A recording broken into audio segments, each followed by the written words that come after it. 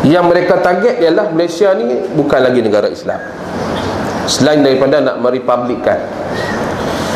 Yang mereka target ialah hilangkan ketua agama. Siapa ketua agama Malaysia? Yang di-Pertuan Agong. Siapa ketua-ketua agama di negeri-negeri? Sultan-sultan yang 9. Target mereka ialah buang ini semua. Malaysia adalah satu-satunya negara Islam di Asia Tenggara yang menjadi sasaran terakhir mereka. Tak ada lah, hal lain semua habis. Orang mamak Penang kata teknologi habis dah. Habis. Tinggal kita. Dan 2-3 tahun kebelakangan ini asakan mereka lebih dahsyat kerana NGO, pertubuhan-pertubuhan kecil-kecil ni, bukan yang ahli dia sampai puluh ribu, ratus ribu. Dia silap-silap ahli tak ada. Dia 7 orang tu, 18 orang tu. Pertubuhan kecil-kecil ni mendapat dana daripada Amerika, National Endowment for Democracy kot, NED. Memang Amerika punya yayasan. Mereka ni dapat duit, termasuk SIS, Islamic Renaissance Front, yang Dr. Farouk Musa tu. Saya habaq kat tuan-tuan tu, dia dah terjemah Quran. Habaq tu, dia terjemah Quran. Quran dia ni, dia pastikan dia terjemah tak menyakitkan hati orang kafir. Kenapa dia ada perkataan tidak menyakitkan hati orang kafir? Tidakkah dia menuduh tafsir yang ada sekarang menyakitkan hati orang kafir? Itu yang mengaku yang Melayu, tuan-tuan. Itu yang Melayu. Yang bukan Islam, itulah yang mereka sedang buat. Dan golongan ni, yang saya pernah duk cerita kat tuan-tuan ni, apabila 2 minggu ke 3 minggu lepas, ataupun awal Ramadan itu, apabila Mahkamah Agung Amerika Syarikat membuat keputusan membenarkan kahwin sama jenis, dah habis, tak ada. Mereka tak tahu nak fikir ke mana lah. Mereka nak kahwin jantan dengan jantan, perempuan dengan perempuan, nak kahwin. Amerika dah bagi. So Amerika termasuk di kalangan negara-negara yang sudah pun menghalalkan kahwin sejenis. Selepas daripada Mahkamah Agung Amerika buat keputusan, malam tu, belah petang dan malam tu, White House dia pasang lampu warna pelangi.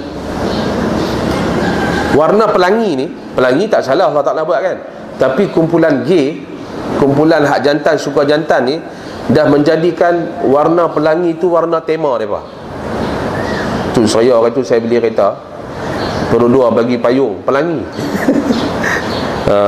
Kalau kita bawa kat sini tak apa, kalau kita bawa pergi ke tempat yang gay ni, dia kata, "Ai, ustaz ni gay juga apa?"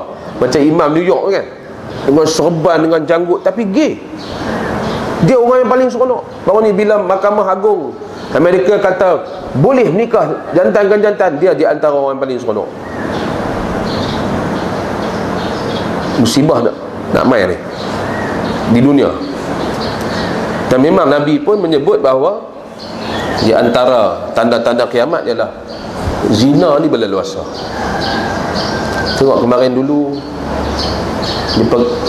dah lah, tak tahulah anak tu halal ke haram, tak tahu, tapi biasanya anak tu anak lok nikah dah. Tidak siapa dia nak kerat apa? Kerat 8 ya. Kerat 8 posok dalam jamban. Kemarin ada lagi bulan-bulan puasa pun dia beranak lok nikah dah. Artinya dimulakan dengan perzinaan. Na'udzubillah min dzalik. Berleluasa.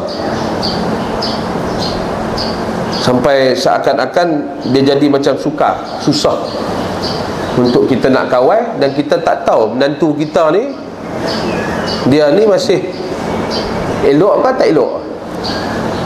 Minta maaf lah kan, na'udzubillah lah, kita pun takut, bimbang, risau. Dia minta ke Allah, tak mau lah. Kita mau keluarga ni semua baik-baik. Anak kita bela pada kecil ni bukan senang. Lepas tu tak tahu orang yang ambil ni orang macam mana, ataupun dia menikah dengan orang perempuan yang macam mana. Na'udzubillah. Tak mau. Kita tak mau zuriat macam tu, sebab nanti melahirkan cucu cicit kita yang mengarut. Na'udzubillah. Tapi macam mana kita nak teka ni dalam banyak-banyak ni? Kenuri kenara kita pergi makan tu, mereka tu betul ke kahwin? Ataupun mereka dah kahwin dah, atau berbawa kat nikah, macam mana? Allah Allah. Susah nak teka. Dan kita pun tak salah buat sangka buruk kan. Tapi dalam banyak-banyak tu, malah yang lebih dahsyat ialah kita pergi kenduri, kata dah cuti hari tu, kenduri, kita pergi 10 buah kenduri, 10 rumah kenduri, dalam masa 3-4 bulan 5 bercerai. Itu berlaku lah ni. Cerai tu semua tu dia ada kaitan dengan zina, tuan-tuan. Na'udzubillah. Memang ada kaitan, selalunya ada kaitan. Pasal apa? Pasal jantan ni dia ada perempuan lain. Dia nak kahwin, dia cari pakai tudung elok, ustazah lah pun. Tapi life dia teruk. Banyak budak jantan lagu tu. Nak kahwin, nak cari budak pondok penanti. Tak apalah, baguslah. Tapi kalau hang mau berubah, jadi dia kahwin dengan ustazah, dia masih lagi duk kontak 2-3 perempuan ni. Akhirnya ustazah ni kata, tak boleh lah, kalau abang tak boleh nak stop benda ni semua, kita tak boleh terus. Saya tak mau sebahat dengan abang. Ni kita belah. Mau 3-4 bulan cerai. Mana? Kes yang main kat saya yang tentang lesbian ni, suami tu dia yang bagi warak, janggut. Pi dia pasal dia nak pi, dia masuk dia pi tu nak nak masuk Minang, adik tu kata orang warak, orang baik kan, dia kenal dekat adik, pi depa duk sembang-sembang, kak tak lepas.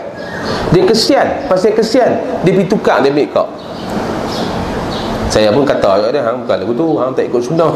Hang bendui pun tak boleh bendui macam Mr. Bean, tak boleh. Kan? Kena cek pula pasal apa yang Bang Sulong tu tak kahwin semua kan. Lagi keluarga pun seronok lah pasal kak nikah, ambil kak dulu. Ini bukan pasal kak lawa pada adik tak. Saya dapat maklumat adik lagi lawa pada kak. Tapi pasal dia ni jiwa dia hebat, dia ambil kak. Orang semua kata bagus. Rupa-rupanya na'udzubillah min dalik, selepas kahwin baru dia tahu. Barulah dia main cerita balik kat kita, kata isteri dia tak pernah sentuh lagi isteri dia dah setahun ke 2 tahun. Pasal apa? Setiap kali nak sentuh, isteri dia tolak dah. Isteri dia bagi belakang. Sampailah kepada ringkas cerita tuan-tuan perempuan sekalian, bulan puasa ni cerita nafsu nyok-nyok tak boleh kan. Sampailah kepada ni, saya nak cerita ni realiti waqi'i, bukan soal khabar, tak ada, bukan baca dalam paper, bukan viral dalam Facebook. Yang ni kes yang saya berdepan. Dia kata akhirnya dia dapat kesan, kata isteri dia ni curang lah, ada jantan lain. Dia duk siasat macam-macam lah. Tengok kepada pakaian isteri dia tu sendiri, macam-macam lah nak sebut, tak syok bulan puasa ni. Ringkasnya akhirnya dia baca mesej, masa tu belum ada WhatsApp apa semua ni, baca mesej masuk, memang nampak pasangan bercinta. Cuma bila dia siasat, cek dia tengok kawan hak duk hantar mesej tu sebenarnya perempuan juga. Tapi I love you, sayang macam jantan dengan perempuan. Itu yang dia teriak. Dia kata, kalau lah isteri saya bercinta dengan seorang lelaki, saya lepas dia, pilah kahwin, tak apa. Mungkin hang itulah jodoh hang. Tapi bila macam mana saya nak lepas dia, sedangkan dia nak pergi dengan seorang perempuan juga macam dia, yang dia tak boleh nikah, tak boleh kahwin. Saya pun tak reti bagi nasihat dah. Sebab saya tak direct saya kenal dia sangat, tapi saya tak direct, saya indirect. Ada seorang kawan lagi di tengah. Saya kata kalau macam tu, betul lah keputusan tu kira memang duduk dekat dia sajalah. Saya kata cuba lagi, kalau tak boleh takkan hang nak duduk. Macam mana dia ni duk buat kerja juga. Dia isteri, tapi dia duk masih ada hubungan ni, bukan sekat cakap telefon, cakap I love you, memang duk na'udzubillah lah, duk melempiaskan nafsu lah, cara lesbian. Itu yang kita jumpa tu, yang saya jumpa. Satu lagi ni pun sama juga, dingin suami ni macam jumpa saya kaunseling semua ni, jumpa direct. Saya kata cuba buat ni. Kemudian dia cek dia tanya, ni perempuan ustaz, yang duk telefon, yang duk ni berasmara dana isteri saya ni perempuan juga. Saya nak lepas dia pun tak boleh. Takkan saya nak suruh dia pergi duduk dengan perempuan. Akhirnya masya-Allah, subhanallah, alhamdulillah, di antara kes yang saya syukur pada Allah, berjaya lah.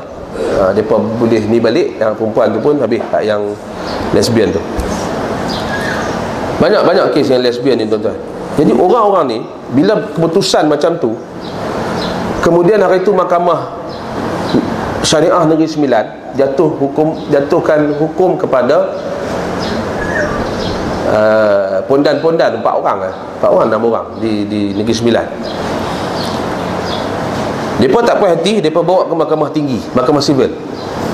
Kes mereka di Mahkamah Syariah, bawa ke Mahkamah Sivil, tak puas hati. Buat pergi mahkamah tinggi Kuala Lumpur, dia pun menang. Hakim buat keputusan penghakiman itu, dia kata apa? Dia kata kita kena bagi sebab ini hak orang-orang yang ada masalah mental macam mereka. Saya baca penghakiman tu, saya kata, hakim ni confirm gila. Macam mana dia boleh langsung jadi hakim, jadi penjawat awam, jadi hakim mahkamah tinggi pula tu? Memang dia gila. Sebab dia bagi hak pada orang gila. Dia memang betul dia tu. Dia kata Pondan ni gila. Ada maknanya gila bukan gila hak macam hak tak pakai baju duduk lari Gila ni sebab dia lelaki tapi dia nak jadi perempuan. Gila lah. Dia perempuan, dia nak jadi lelaki. Gila. Hak kepada orang gila ialah hak rawatan. Betul tak? Katalah ada orang gila ni, dia masuk duduk tu tepi Dr. Mazlan. Surat benang tak pakai, kan? Lepas tu Dr. Mazlan kata, apa ni? Dia pegang ni. Saya kata, doktor, biar pergi kat dia. Doktor kata, macam bawah pula ustaz, biar pergi, dia gila, tu hak dia.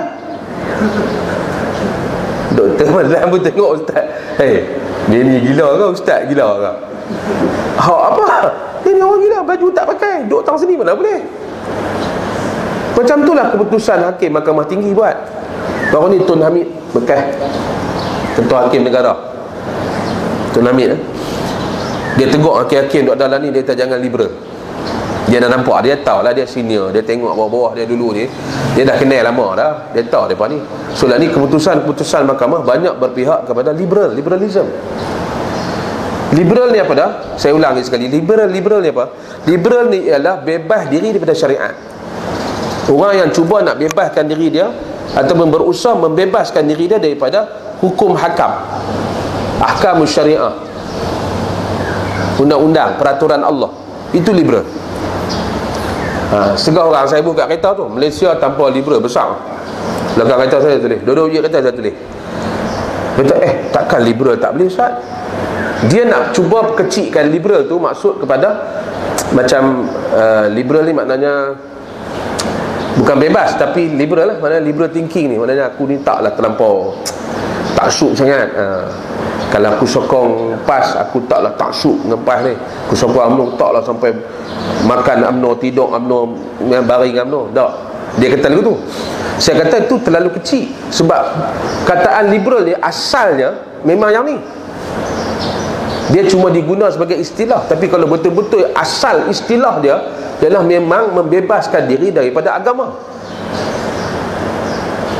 Dan itu berlaku sejak kurun 16 lagi, apabila liberal ni diperkenalkan kepada orang Kristian.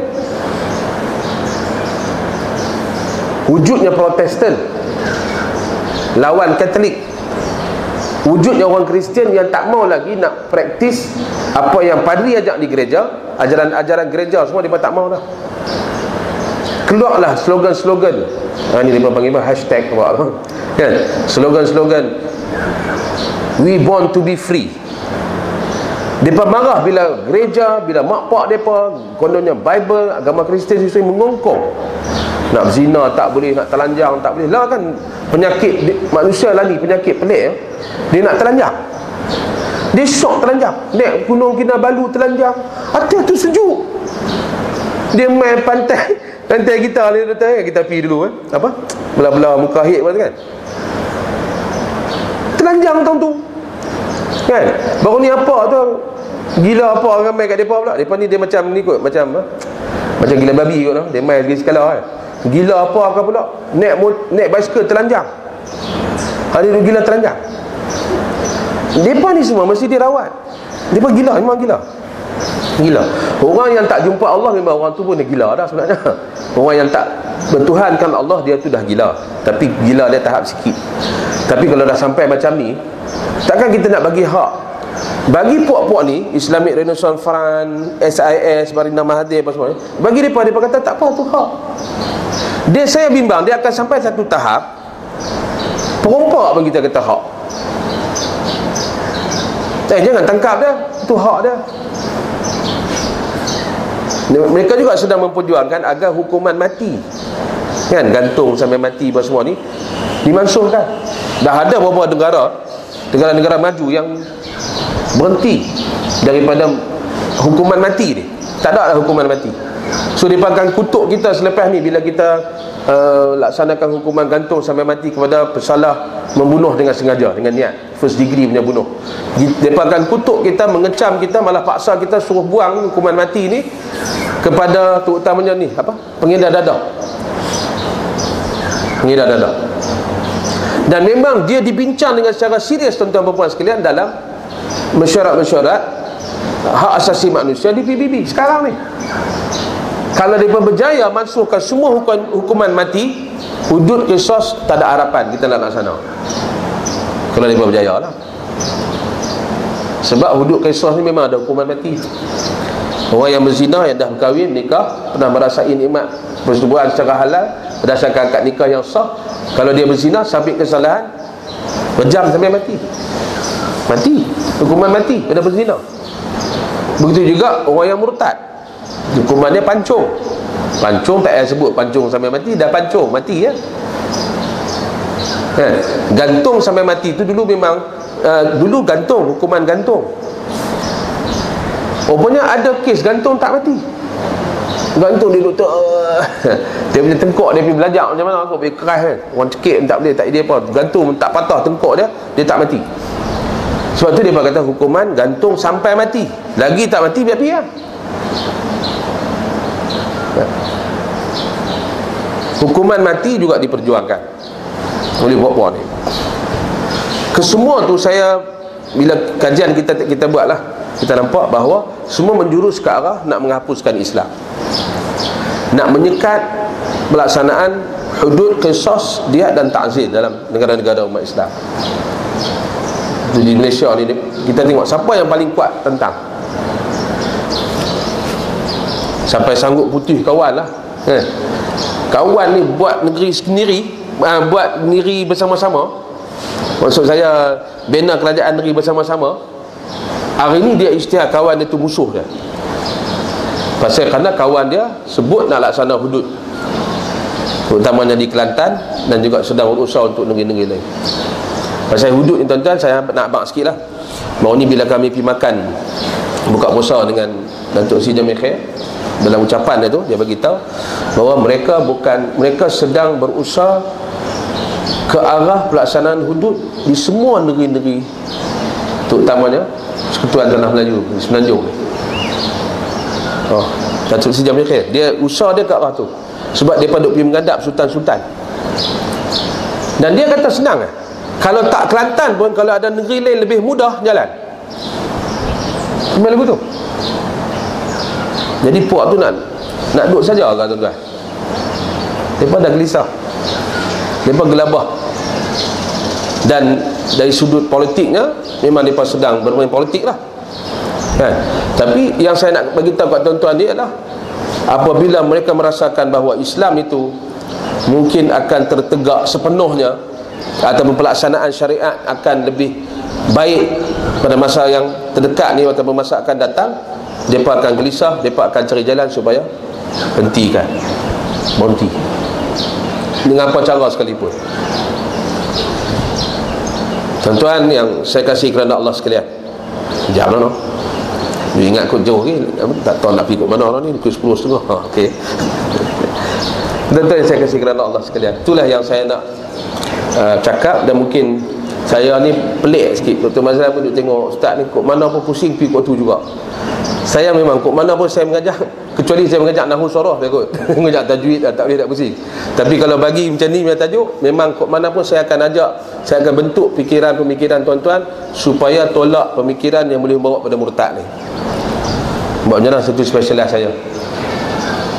Kita takut, kita bimbang. Usaha-usaha yang mereka buat ni, memanglah bagi orang yang macam saya kata tadi, dia tak mau ambil ambil raplah ni, dia akan kata ustaz dia risau, betul, dia nak ajak kita semua risau macam dia. Tak apa, kalau tuan-tuan bukan kata duduk saya pun, saya alhamdulillah tak apa. Tapi tuan-tuan tak boleh buat apa pun nak suruh saya berhenti bercakap benda ni. Saya nak mak yang tu. Yang boleh bagi saya berhenti Allah Ta'ala saja. So di mana saya pergi pun setengah jam mula mungkin saya cakap ni, setengah jam akhir mesti juga saya akan bawa, saya akan sentuh benda ni. Sebab saya nampak benda ni semakin serius dan dia memang dekat sangat dengan kita. Just pilihan raya akan datang saja. Dia bukan lagi 10 tahun, 20 tahun. Pilihan raya duk main ni saja. Mereka memang dah bersedia dan sedang meneruskan persiapan untuk ambil alih Malaysia. Obama nak mai, kita sangat cemburu Obama nak mai kali kedua. Cemburu ni bukan cemburu macam isteri cemburu kat suami, bukan. Kita cemburu ni mana satu question mark. Orang kata ustaz dia bawa, kalau dia main dia buka ni bagus sikit ekonomi. Saya kata tak apalah, ekonomi tu dah mempat lah. Rasulullah pun kena boykot ekonomi sampai 3 tahun. Apa masalah, tak ada apa. Terus ada bubur apalah. Rezeki siapa tentu? Allah. Dia kalau pemimpin ni dia pegang itu senang. Dia tak bukan dia sombong tak, dia tak sombong. Sebab bagi dia rezeki dia Allah tentu, rezeki isteri anak-anak dia Allah tentu, rezeki rakyat siapa tentu? Allah jugalah. Rezeki negara siapa tentu? Allah. Kalau Allah tentukan rezeki negara, apa kita nak takut kat manusia? Jadi ada juga yang mereka datang masuk melalui ekonomi. Amerika pernah cuba zaman, saya tak ingat Tun Mahathir ataupun, tapi masa tu masih lagi Datuk Seri Rafidah Aziz yang pegang Menteri Antarabangsa, Perdagangan Antarabangsa ni, MITI ni. Amerika pernah nak usaha untuk Malaysia menandatangani apa yang dipanggil perdagangan USFTA, United States Free Trade Agreement. Saya daripada tak reti apa langsung USFTA tu, kawan-kawan bagi satu file, saya menolak baca sampai saya boleh ceramah 2 jam. Masa tu lah nak kena menerah balik lah. Rupa-rupanya USFTA tak jadi. Saya nak sebut dulu di antara ancaman USFTA ni, selain daripada dia mengancam ekonomi syarikat-syarikat kecil, termasuk kontraktor kelas F, termasuk tukang gunting rambut. Maknanya mereka boleh mai di Mengkuang ni, orang Amerika buka kedai gunting rambut. Oh, laku hak dia mata biji ramia. Kita pula hak Melayu berapa hak banyak Hindu. Kan? Sakti lah apa lah duk buka kedai gunting kan. Kita tak mau kepala kita Hindu pegang, tak boleh. Mana boleh. Dulu kita sekolah pun Hindu pegang kepala, kita angkat balik dagu, angkat naik balik. Kan? Tak boleh. Apa pula rambut aku duk guna untuk sujud Allah Taala, dari aku kepala aku, tak tahu Hindu duk pegang, tak mau. Haram ke Ustaz? Saya tak kata haram, tapi saya pendirian saya tak boleh. Mana boleh Hindu kapiak pegang kepala aku, tak boleh. Tak tahu Amerika mai tuan-tuan. Sampai ke tahap mereka boleh buka KFC. Kita dah ada KFC, mereka mai buka. Tak apa lah Ustaz. Mana boleh tak apa. Budak perempuan kita kerja di KFC pakai tudung. Kan? Ketat-ketat tu tak apalah, pelan-pelan lah kita tarbiyah kan. Ni kalau mereka perempuan mereka nak darah Amerika mai, dia pakai skirt atas bidang lutut kat paha, siap. Contohlah contoh. Dan lebih bahaya lagi ialah ketika itulah saya di antara termasuk dalam NGO yang menentang masa tu, kita desak kerajaan jangan sign, ialah mereka nak supaya logo halal JAKIM ditiadakan.